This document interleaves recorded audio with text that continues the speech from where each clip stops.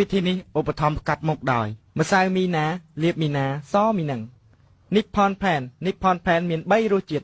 ตโซกลารูจิตสตรอเบอรี่หนึ่งรูจิตโอยมอยหางลูกกระดามาชูอมตะดำไม่ออกซาโตทั้งไงกำรบคู่มือรอยทั้งไงในการบางลวหางลูกกระดามชูอมตะมีกรรมวิธีพิเศษคือเต็งกระดามชูทำไมมวยมีแถม power bank ดอสร็อกส์อาดมวย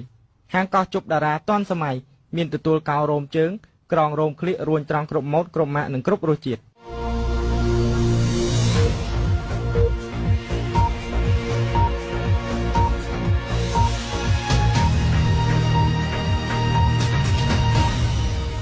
សូមជម្រាបសួរប្រិយមិត្តអ្នកស្ដាប់ដែលកំពុងតាមដានទស្សនាកម្មវិធីព័ត៌មាន4ឆ្នាំម្ដងរបស់ស្ថានីយវិទ្យុកកោដោយកកោ Radio International FM 11 MHz ជាទីស្មោះស្ម័គ្រមេត្រីថ្ងៃនេះថ្ងៃសីល15រោចខែផល្គុនឆ្នាំមមីត្រូវនៅថ្ងៃទី29ខែកុម្ភៈឆ្នាំ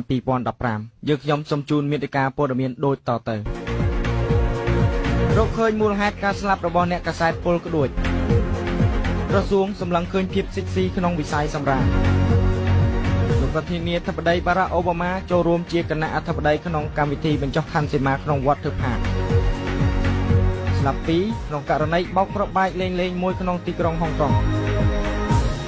អាជីវកម្មលក់ទឹកកកឈូសនៅជប៉ុនកំពុងមានភាពពេញនិយមសូមជូនព័ត៌មានពិស្ដាលោកស្រីប្រិយមិត្តអ្នកស្ដាប់ជាទីមេត្រីយោងតាមលទ្ធផលដំបូងនៃការពិនិត្យសាកសពអ្នកកាសែតពលក្ដួចបានបង្ហាញថា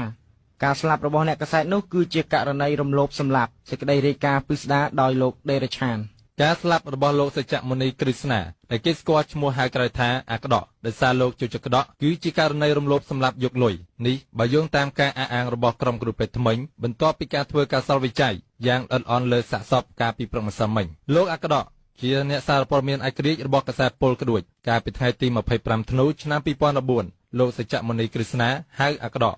បានចោទយកព័ត៌មានការកាប់ព្រៃឈើខុសច្បាប់នៅសួនសត្វភ្នំតាម៉ៅ3ថ្ងៃក្រោយមកសាកសពលោកត្រូវបានគេប្រទះឃើញស្រាបនៅគោកដោយចង់ផ្អោបនឹងដើមឈើមួយនៅក្នុងព្រៃមន្ត្រីប៉ូលីសមូលដ្ឋានសន្និដ្ឋានថានេះជាកិច្ចកម្មប្លន់យកលុយលោកសាច់